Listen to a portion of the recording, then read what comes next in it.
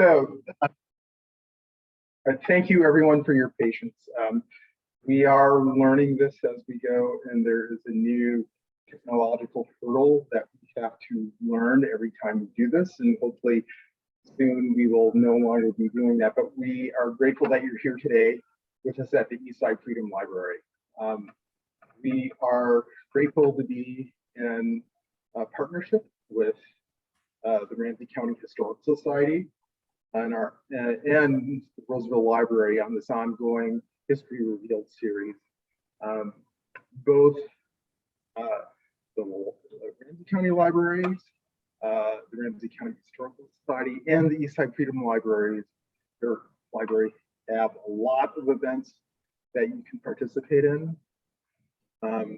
We are very involved in telling history, telling the story of this place, and also changing the narrative to something that is truer and more useful for us in our day-to-day life. I'm going to hand the podium, so to speak, briefly over to Robin Priestley, who will introduce our guest tonight, Jane Lamm Carroll, with her book, Daybreak Woman. So again, thank you all for joining us. Thank you for your patience. We are always thrilled to have you in our physical or virtual space. And with that, I am going to hand things over to Rob. Thank you, Clarence. And again, I want to reiterate Clarence's thank you for everyone for being patient while we get everything set up. And we are also so honored and pleased to be able to continue this partnership with the Eastside Freedom Library and the Roseville Library. It's over 5 years now that we've been presenting these History Revealed programs. This program is being recorded and it will be available up on our Eastside Freedom Library channels and our Ramsey County Historical Society YouTube channels in a few days, probably in the middle of next week or something. I want to again thank those of you who are members of the Ramsey County Historical Society or the Eastside Freedom Library. We rely on the support of members and friends like you to make these programs possible, and there are some wonderful benefits to joining our organizations. The Ramsey County Historical Society has a great quarterly magazine that recently won some awards, and you can find out more about our membership benefits on our website, www.rchs.com, or the Eastside Freedom Library website. So as Clarence mentioned, we have a lot of great programs coming up. We have programs at our historic site, Gibbs Farm. And next Thursday, July 21st, we have a great program with Don Luce, who is was the curator of the Bell Museum. And he will be talking about the new anniversary book that just came out on the Bell Museum. So that will be an online only program. So see our website for more details and the Zoom registration. So just as a reminder, if you can keep your microphones and cameras turned off during the program. As Clarence said, we're working on the technology and I'm going to try not to bog everything down. And you can put your questions and comments in the chat and we'll try to gather those up so that Jane will be able to answer them. So we have a statement that acknowledges this sacred Dakota land, which is very pertinent for tonight's program. Minnesota Mekoche, the land where the waters are so clear they reflect the clouds, is the ancestral and contemporary homeland of the Dakota people. It is also home to the Anishinaabe and other indigenous peoples. The Ramsey County Historical Society acknowledges that its sites are located on and benefit from these sacred Dakota lands. Ramsey County Historical Society is committed to preserving our past, informing our present, and inspiring our future. Part of doing so is acknowledging the painful history and current challenges facing the Dakota people, just as we celebrate the contributions of Dakota and other indigenous peoples. You can find our full land acknowledgement statement and how we're doing actionable ways on our website. RCHS is committed to presenting the stories and histories of all in our community. And we are pleased to bring you tonight's program, which is part of our series in 2022, Making Minnesota, which explores the untold stories, histories, and experiences some of the worldwide immigrant, African-American, and the Indigenous communities that make up this, our most diverse county in Minnesota. So I'd like to thank our presenter tonight for her wonderful book, Jane Lamm Carroll. And here's the book, except I don't think it's going to show up for you. Okay. Jane Lamm Carroll is professor of history and women's studies at St. Catherine University and is the contributing author and co-editor of Liberating Sanctuary, 100 Years of Women's Education at the College of St. Catherine. And the book tonight is Daybreak Woman, an Anglo Dakota Life. So if you are interested in her titles, please see our partner Subtext Books at subtextbooks.com. So again, thank you, Jane, for being here tonight. We're very much looking forward to your program. And again, please feel free to put your questions and comments in the chat. Thank you. It's wonderful to be here, and thank you for having me and giving me the opportunity to talk about my book. And so what I'm going to do this evening is first read a couple of short excerpts from my introduction to my book, and then talk about who Daybreak Woman was, how I came to write this biography, in other words, why this subject, what was the purpose of the book, what were some of the research and conceptual challenges in the project, and what were some of the most interesting oddities or mysteries that I came across or encountered in doing the research for the book. So let me begin with the excerpt from the introduction. Lake Huron, 1836. The power of the Dakota had always dwelt in the land, from the great forest to the open prairie.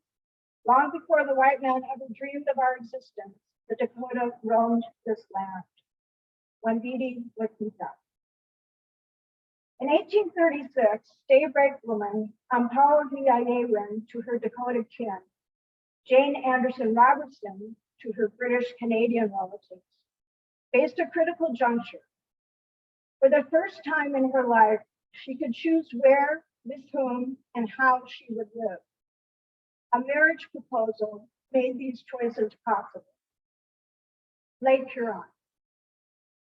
Daybreak Woman was 26 years old. She had lived the first half of her life with her mother, Margaret Ayres, Grey Cloud Woman II, in Minnesota Makoche, the homeland of the Santee Dakota.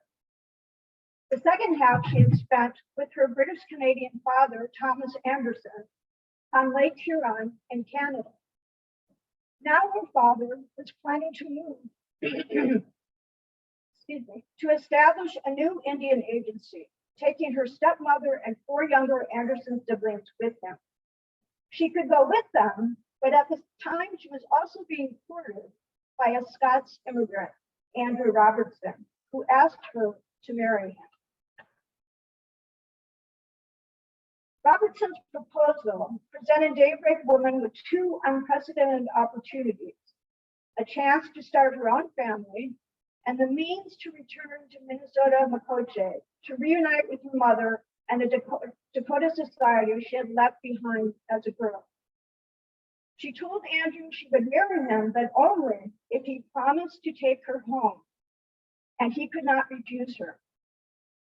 Her decisions to marry a Scotsman and to return to her mother's people proved pivotal in Daybreak Woman's life, and they are essential to understanding the nature of her cultural identity and standpoint as an Anglo Dakota woman.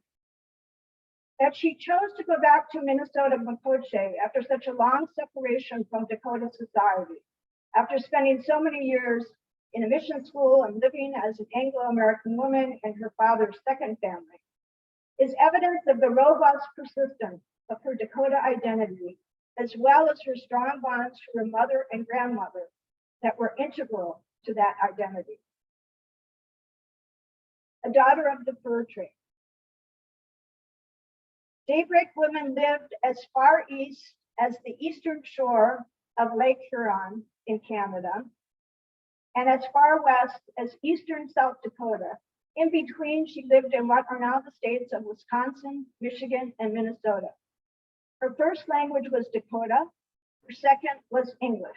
She was born in 1810 on the Minnesota River at a trading post, and her life began there because the fur trade had, for many generations, created places along the region's waterways where Euro-Americans and indigenous people came together to trade.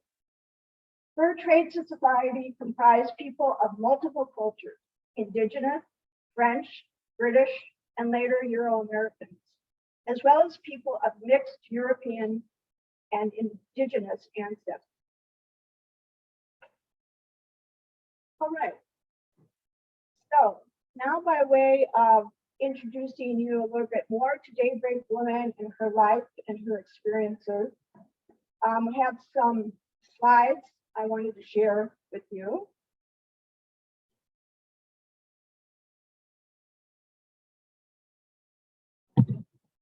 Here we go. All right, so the first slide here shows the only known photographic portrait of Daybreak Woman, and Daybreak Woman is the English translation of her formal Dakota name. Her English name, as I said, was Jane Anderson Robertson. And I thought these lines from the Brandon Carlisle song, The Story, were particularly relevant to this photograph and to the subject of this book, because it's so important to tell people's stories, especially the stories of women and indigenous people who have been left out of history. So this is a part of the purpose of this book, or one of the main purposes of the book. This is a map that shows all of the places. I don't know how well you can see it, but you can see in blue, I've indicated all the places that she lived, and you can see that she lived, again, as far east as the eastern edge of Lake Huron, up on Drummond Island, on Mackinac Island. She lived in Prairie du Chien, which you see is at the juncture of the Wisconsin and Jane, I apologize. We're not seeing the images on the Zoom. We're just seeing the book cover. So, Clarence, can we? All right. Do you want me to try advance? Do I need to try to advance this? I'm going to go and reload it. All right. Sorry about that. Sorry, everybody. We'll get this going. I apologize for interrupting, but thank you for interrupting so that Bailey, again, thank you to Bailey and Clarence for taking care of the technology. We're getting this reloaded.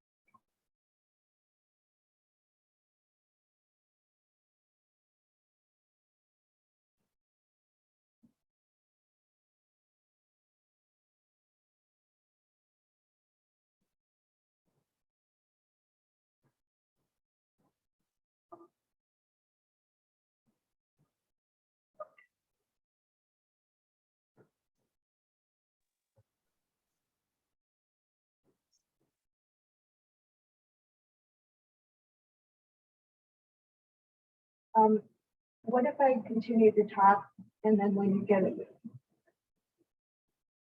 All right, so they're working on bringing up the slides and we'll get back to those when we can. So let me answer the first question, who is Daybreak Woman? You've already heard a little bit about that from the introduction.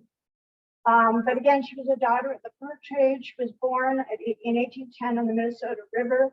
She would die not very far from where she was born, even though she lived many different places in between at the headwaters of the Minnesota River in Browns Valley, Minnesota in 1904.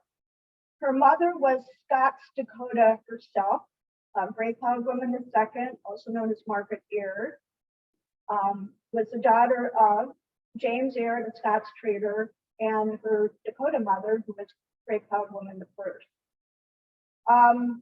Daybreak Woman's father was Thomas Anderson, an Anglo Canadian trader.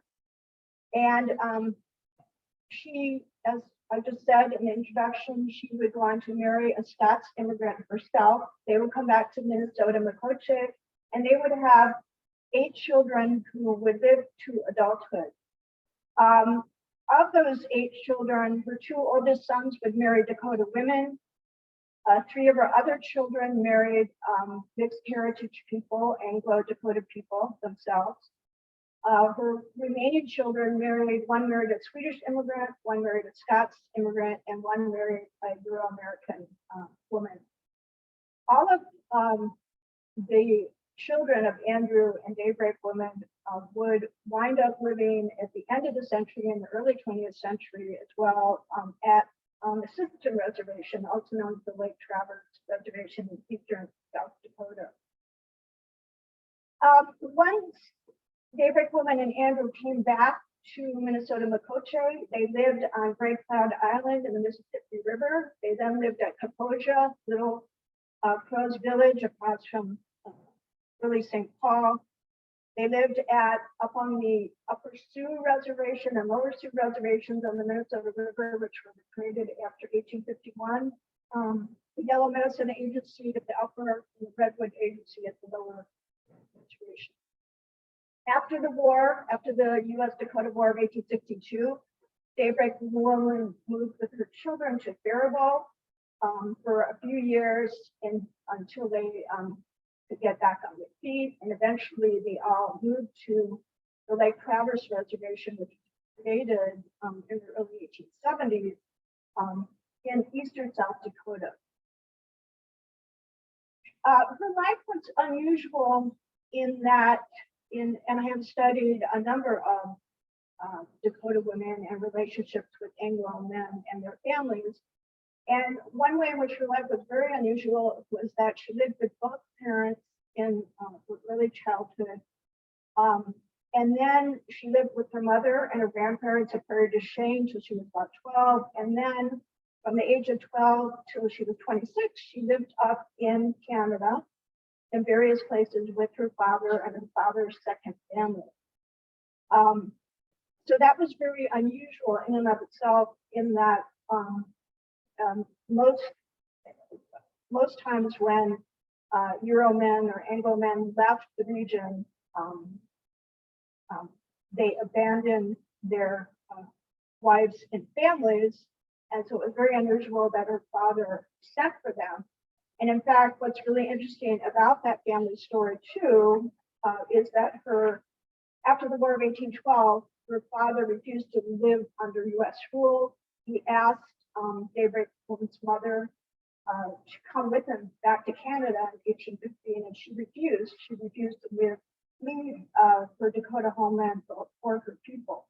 But the fact that he actually asked her and wanted her to come back with him was very unusual in itself. I think it's really interesting to see that a matrilineal agency here.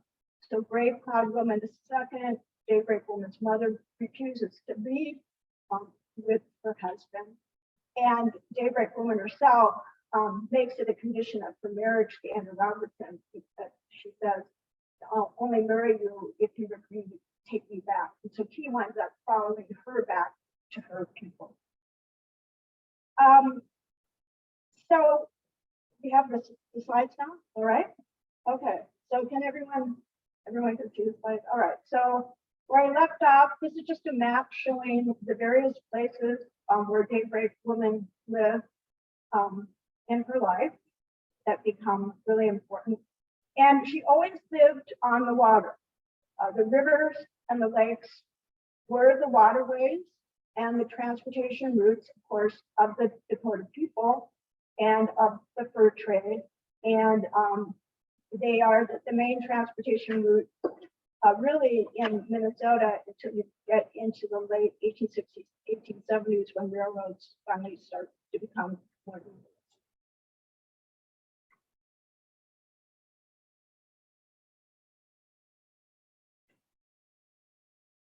So I'm trying to advance the slide here and it's not happening. Could you just advance it for me? Next slide.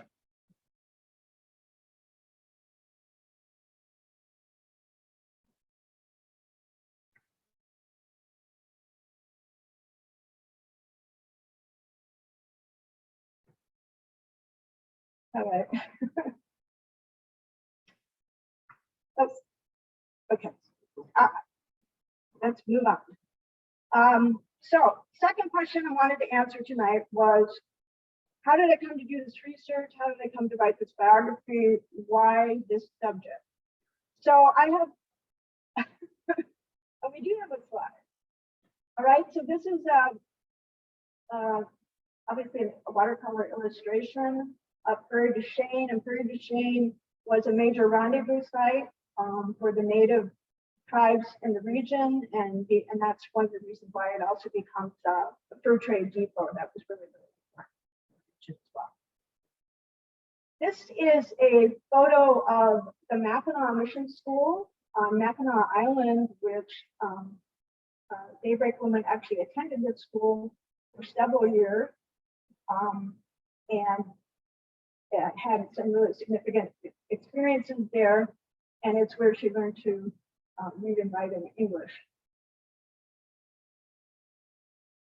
This is the illustration drawing of Kapoja on the Mississippi River, which is the Dakota village where Daybreak Woman and her family lived. What happens with Andrew Robertson and then eventually Daybreak Woman herself and her children is that they become, because of their kinship and close association with the Dakota, they become important government employees. Andrew Robertson becomes a government farmer and paid to teach the Dakota how to farm.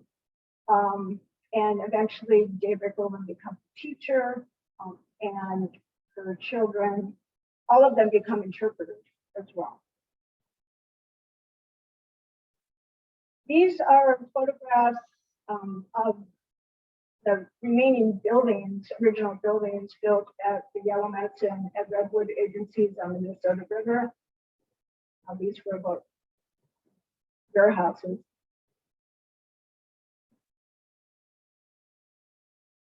This is a view of Minnesota Waccamaw with Minnesota River as it, the view from the Yellowmets agency, and Daybreak Woman and her family lived right there. Certainly the landscape looks different now. I'm sure there were probably fewer trees then, but it does give you an idea of the view. This is a map just showing some major important sites in the U.S. Dakota War of 1862, and Daybreak Woman and her family were living very near the Redwood Agency, and a number of them were working at the Redwood Agency when the war broke out, and they got, of course, caught up in the war, and they became captive. This is a very famous photograph, what became one of the most famous photographs nationally. The picture of the refugees, the white refugees from the Yellowmets, from the mission, including a number of Dakota friends of the mission. And you can see the arrow pointing down is meant to identify Sophie Robertson, who was Daybreak Woman's youngest daughter. She was living at the mission and was escaping with these refugees. In fact, I've learned since that time that she was identified incorrectly, and Sophie Robertson is actually the young woman to the right, with the shawl and the lighter colored hair and round face, right in the middle, really, of the photograph. That is Sophie Robertson, Daybreak Woman's youngest daughter. This, of course, is a famous illustration of the mass execution of the Dakota men after the war in December of 1862. This is a Faribault, Minnesota, the junction of the Strait and Cannon rivers. And it's a town where Daybreak Woman and her family went after the Dakota War. By that time, her husband was dead. And they basically went there to try to, they had been wiped out financially, also because of the war, and went there to try to recover and regroup after the war. This is a sign showing the site of the old citizen agency, which was replaced at the Lake Traverse Reservation, where the family lived. They lived very close to this agency in the last decades of the 19th century. This is the Brown family cabin at Browns Valley. The Brown family becomes very important because they were also an Anglo Dakota family, and two of Daybreak Woman's, her two youngest children married into the Brown family, and the two families became very closely associated socially and also economically in the late 19th century. This is a photograph of what was the Beaver Falls Town Hall. And Beaver Falls is really a ghost town now. It no longer exists. I went out and searched for it, and in the woods came across the old town hall. The Beaver Falls was the place where Daybreak Woman's youngest daughter and one of her other sons lived, and it was very close to where they had lived at the time that the war broke out. It was a little town that was really dependent on the Minnesota River water transportation, and once the railroad came, the town, gradually died in ghost town. This is the picture of St. Mary's Church, St. Mary's Episcopal Church on the Lake Traverse Reservation. Daybreak Woman and her family became very closely associated with the Episcopalian Church, and that proved to be really, very important to their lives and actually their survival after the Dakota War, and it became very important to them on the reservation in the late 19th century. And here in the St. Mary's churchyard is the gravestone at the old citizen agency. All right, so those visuals, I think, give you at least a little bit of a sense of the various places she lived and the events that were so important to her and her family's lives. So now I want to get back to the question of how I came to research this book and why this subject. And first of all, as a historian, my project in my career has always been to write inclusive history, to write a history of the past that is complex, that is multicultural, that recognizes cultural complexity, racial complexity, gender complexity. I'm a feminist historian, and so I'm particularly interested in what, using the lens of gender to explore the past and the ways that gender, of course, intersects with race, ethnicity, class, etc.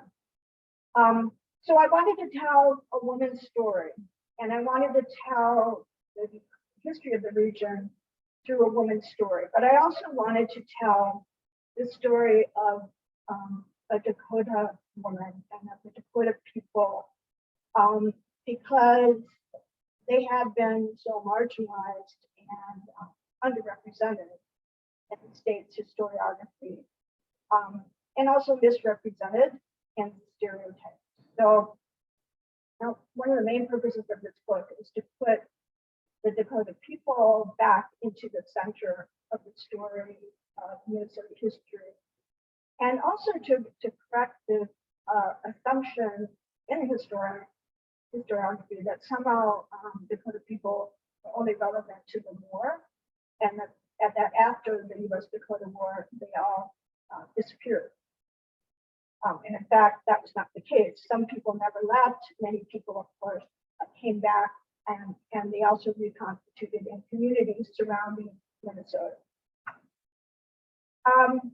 So I came to this particular subject, Jane Anderson Robertson, as a result of doing other work, other research into the lives and relationships between Dakota women and Anglo-American men. And by Anglo, I mean people of British descent in particular, as opposed to, say, French descent, because the French dominated the fur trade. And my question became, well, what happened when the British took over and eventually the Euro-Americans took over? What kinds of relationships were established? Were these marriages long-lived? These families, long-lived? And so that's how I got into exploring these relationships and families. I was really interested, especially in the whole question of cultural identity and how people identify as a result of their mixed heritage and also their experiences.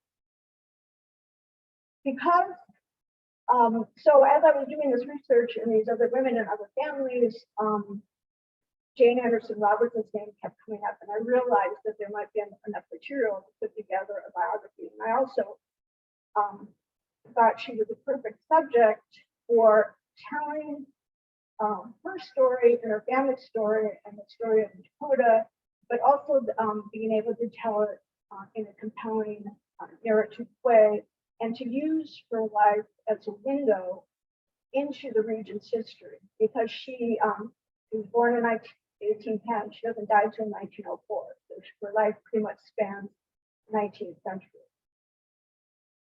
All right, so that was my preference, or why the book, why this subject. A number of significant research and conceptual challenges in undertaking this project.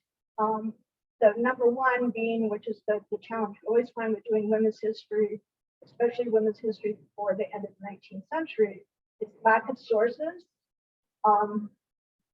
Lack of sources about women, but also lack of sources left by women.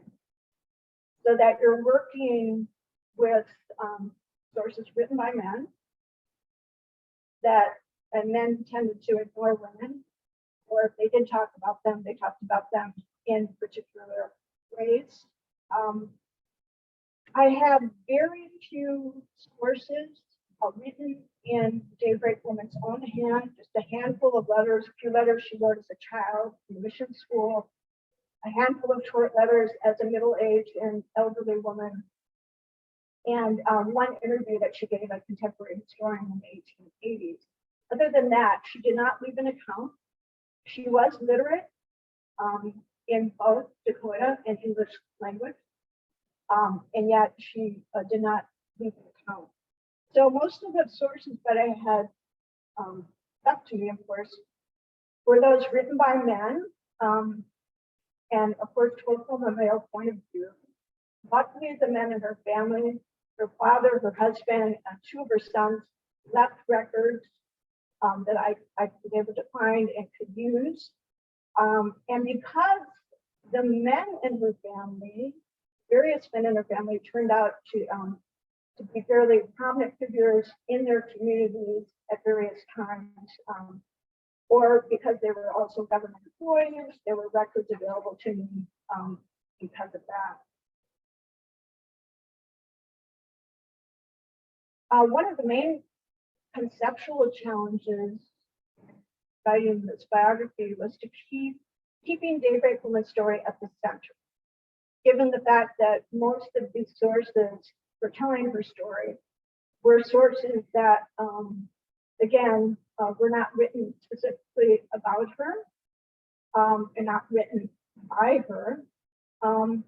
And in many cases, she was incidental or marginal, or she was absent. So what I was doing is recreating her life, using all of these sources that surrounded her. And it was very important for me and challenging to keep her at the center of the story because of the nature of those sources. I had to make a really conscious effort to do that.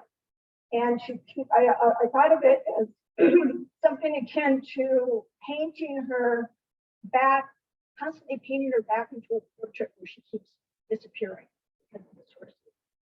So being conscious of that, keeping her, and even when being conscious of the fact that she was there, she was experiencing this, these events for this community, even though she wasn't being specifically talked about in the sources. So that takes a conscious effort and a certain amount of imagination to keep doing that. And that was an ongoing challenge.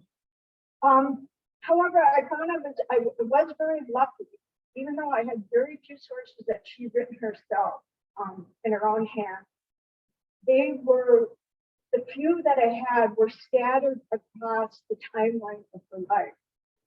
And this became really invaluable, especially in the late 19th century, when I had very little information about how she was living, with whom she was living, what she was actually doing on a day-to-day basis, how she was supporting herself, what her family was doing. Those few letters, very short letters that she left, really almost just notes, came at times when I would not have had any other information about her, and they had valuable information in them, even though they were very short. So they became really anchors for me in putting together her story, especially in the last decades of her life. Another challenge was I found when I began writing the book was keeping her Dakota heritage and identity central and giving it sufficient weight. Again, most of my sources were non-Dakota sources, although I incorporated all the extant available Dakota sources, and I talk about in my introduction how the limits of this book in terms of not having access to all the Dakota history, but there has been a fair amount of it documented. But I decided, as I began writing the manuscript and I was using her English name, and I decided that that was really obscuring how robust her Dakota identity was and really her identity as a Dakota woman. And so that was the reason that I decided it was important to use the English translation of the Dakota name throughout the manuscript as to really anchor that for Dakota heritage, to make it obvious, keep it up front. I found that using her English name would have obscured that Dakota identity.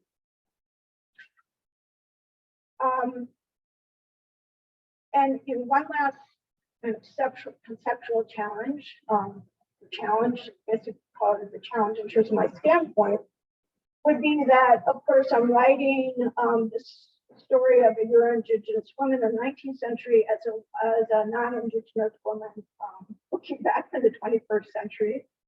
And so I want to be transparent, and I am transparent in saying that I don't claim that this is the story from a Dakota point of view. This is one interpretation based on my expertise as a historian, my knowledge of its history, and my educating myself as much as I could, of course, about Dakota culture, history, and language, and having Dakota consultants and relying on information from descendants. But it has limitations. As I said, it doesn't have access to all the oral history. But it is a significant contribution, and this kind of work is everyone's work in terms of rewriting history and making it inclusive, making it more accurate and comprehensive and more complex. storms happened. And so this is my contribution to that effort. All right, so the last thing I wanted to talk about were some interesting and fascinating oddities I came across in terms of the research and in terms of sources. You know, that all of these raise questions for me about methodology, how we use sources, how we critique sources, how we rely on sources, and really how we come to write history. So there are three of these I'd like to talk about. The first has to do with what I call the mystery of Thomas Robertson's first wife. And Thomas Robertson was Daybreak Woman's oldest son. And he is the only one in the family who left an account or memoir. And it's a fairly detailed memoir of his life, and especially detailed with the events leading up to and surrounding the Dakota War. So I was fairly far along into the research of the book, thought I had pretty much finished research and had well into the writing when I came across an interview that Thomas Robertson had given in the midst of the war to a newspaper reporter. And in this interview, Thomas Robertson reveals that when the attack on the Redwood Agency occurred, he was at home with his family, his mother and siblings, and his wife. This was stunning to me. I had never seen anything in any record anywhere that suggested that Thomas Robertson had a wife. And it was obvious from this interview that he was married to a Dakota woman. He does not talk about her in his memoir. There is no record anywhere else that I could ever find, or no reference to her. So this tells us a couple of things. First of all, it's an example of how women are silenced in history, that even the women in their own family, in their accounts, men often leave them now.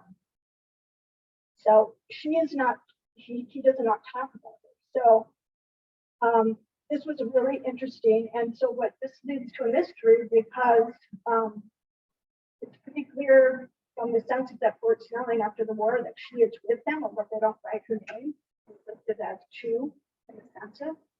But after that, I don't know if she died at Fort Snelling at the concentration camp, as so many others did, or if she died at Crow Creek, or the reservation where so many others died, to which the Dakota women and children basically were exiled after the war. So that remains a mystery. The second mystery that I encountered, and which raised questions about memory and what we think of as facts, has to do with Daybreak Woman's oldest daughter, Marion, who was in 1870s a widow with 2 small children. She was living with her mother and some of her other siblings on the reservation. And in the every record that I saw that, given by the family, everyone said that she died in 1871. And so wanting to corroborate this, I went through the translations of the obituaries from Dakota Range newspaper from the reservation. I looked in 1871, I couldn't find anything. I kept looking and finally found her obituary actually was in 1873. So 2 years, she died 2 years after this family date of 1871. And so that raises lots of questions. There's an example, I think, of how a date gets thrown out, a year gets thrown out, and that gets repeated, and that just gets accepted.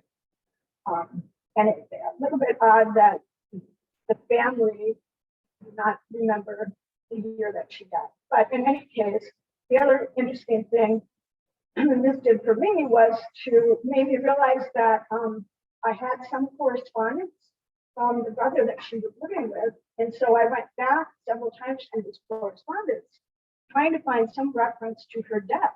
And they never talk about her death. And I thought, this is really, really odd, or about her sickness. never able to ascertain why she died. And that was true of a lot of people and Daybreak Woman's family. But in any case, so I thought about this and I kept going through this correspondence and thinking, why doesn't he talk to her? You know, she was living with him. And at one point, he writes a short note about his mother, Daybreak Woman, who was a nurse in the community, and said to Sam Brown, who was writing a note to, a mother can't come over because she's nursing Minnie. When Minnie feels better, she'll come over. And because she was a nurse in the community, I just thought, well, Minnie must be someone, you know, a neighbor or a child that she's taking care of. And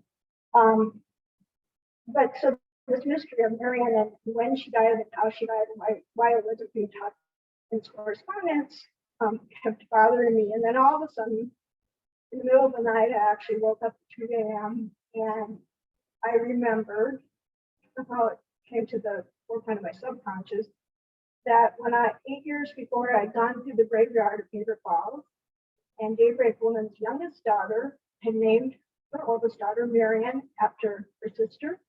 And on the gravestone in quotation marks was Minnie. And so then I connected it and realized that Minnie was a nickname that they used for Marion. So then I realized that this note that her brother had written saying that Minnie is sick, mother can't come, referred to Marion. Now, nowhere else in any source did I ever see Minnie in connection with Marion.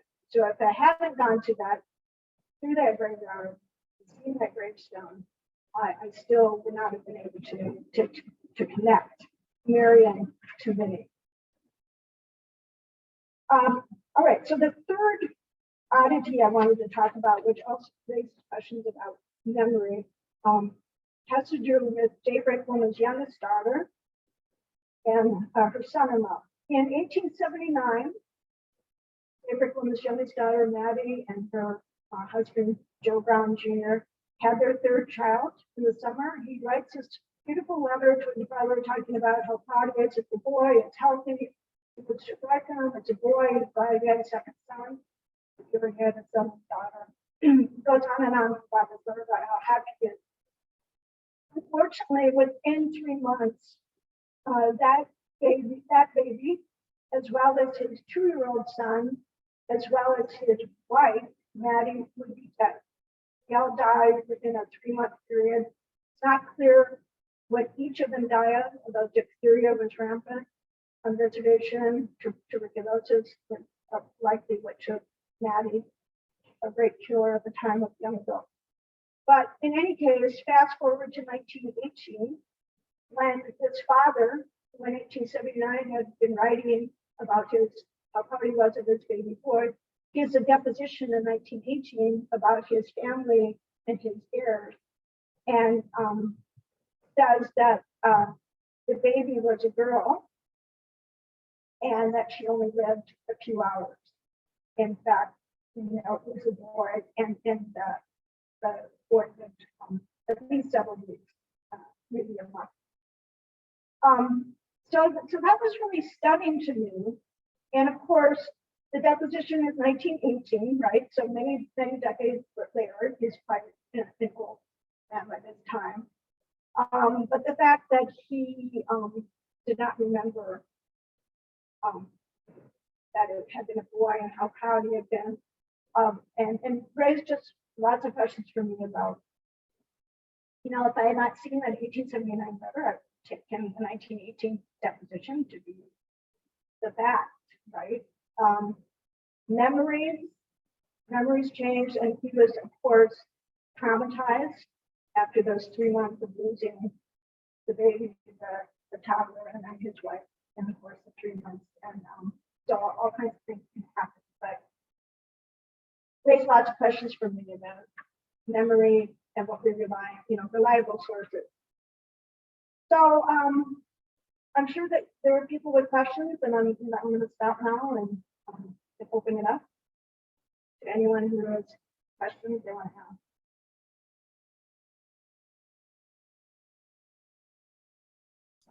Thank you, Jane. This is a great presentation. Again, if you have questions, please feel free to put them in the chat and we will read them out for Jane to answer. And I'm not seeing any yet, but we will in a minute.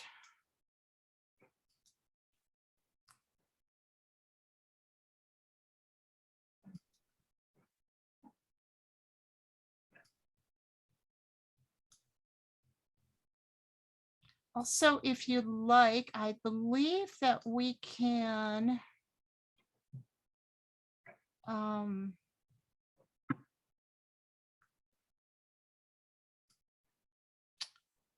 on people's microphones if you'd like to share as well, but please keep your cameras off.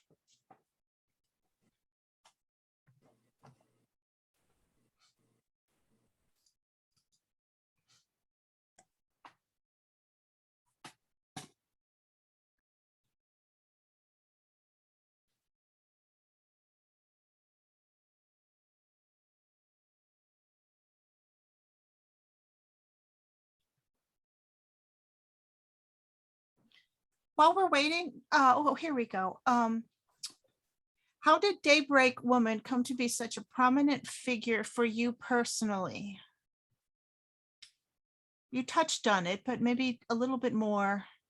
Well, as I said, I have been doing research and her name kept coming up, and her, because she and her family were so closely associated with the Dakota and the those major events. And as I said, because the men in her family were employed by the government, she herself was employed by the government at Kaposha and at both the upper and lower Sioux agencies. And I came to realize that, you know, she lived a long life, that there probably were enough sources around, at least surrounding her, that I could put something together. And I thought what I knew of her story was really fascinating, and I thought her life could be a really important way of, as I said, providing a window into the social history of the region, but also from a woman's point of view, the Indigenous woman's point of view. And also in a way that would, because of who she was, would exemplify the complexity of our history. Great. We have two questions that are a little bit related, Jane. So first of all, there was a question from Jana who wanted to hear more about Daybreak Woman's life as a teacher. And then Christy had a question asking about her education. All right, so her education. In terms of formal education, that does not begin until she goes to the Mackinac Mission School, which she attended. She goes up to Canada when she's 12, but it's actually some years before her father sends her to the school. And I don't know, I'm guessing, I talked about this in the book, but I'm guessing it might have been, first of all, she had, English was not her first language, so she didn't have English, but also I'm wondering if financially they couldn't afford to send her to the school at first because she had a brother in the school. And also I'm guessing, you know, she's probably very homesick. So, but in any case, she doesn't wind up actually attending the school from the school records. I can tell until she's about 17 and 18. And there it's where she learns how to read and write in English. And then she is employed, her father is an Indian agent for the British government up in Canada, and she's teaching Indigenous girls up on the where her father is stationed in a school there, and that's what she's doing at the time that she meets Andrew Robertson.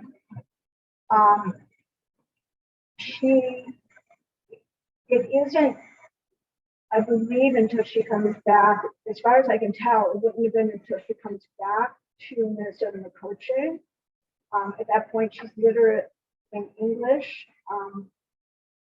And I think that's the point at which she becomes literate in Dakota, because by that time,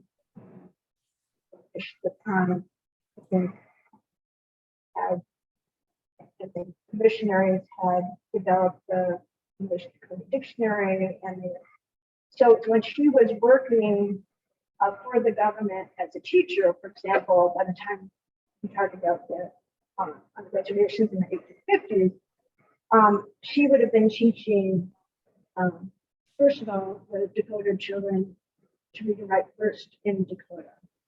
And then that was the method that was used. And then after that, once they learned that, then English would come next.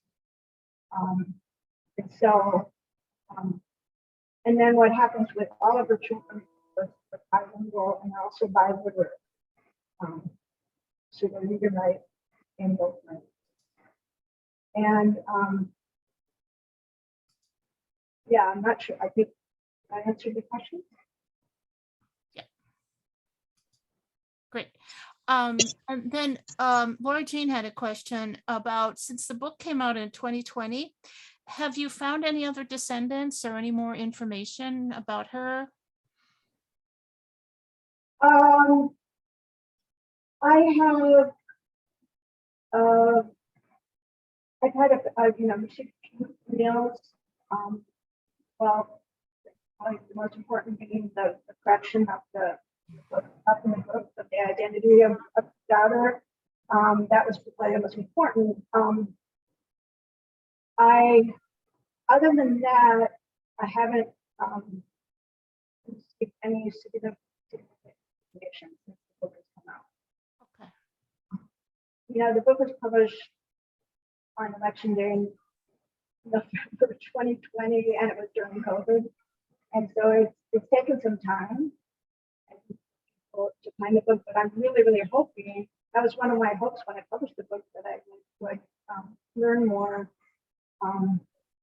from descendants, people who had information who read the book. In fact, that had happened for me before I published the book. I got really, really valuable information from descendants who sent me emails with important information that I was able to make the book. And the reason that those emails had come to me was as a result of the other articles I had written, because I had written articles about the press pots and also they're related to. So one of the things I learned in doing this research is that these Euro-Dakota families, especially the Anglo Dakota families, were very much intertwined. They intermarried. So, for example, Miriam, her oldest daughter, Mary, her first husband was killed in the Dakota War, but her second husband was born to Prescott. It's actually from one of his descendants that I heard about a really special connection about your son.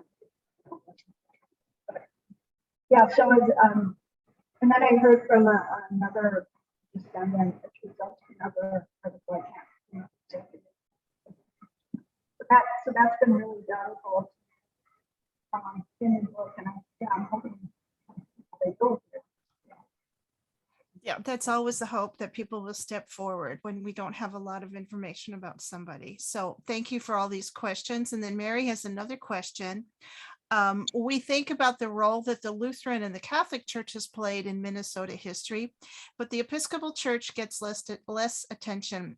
Do you know what role that the Episcopal Church may have played in the state's development and its impact on the Native groups? It's kind of a... Read my book.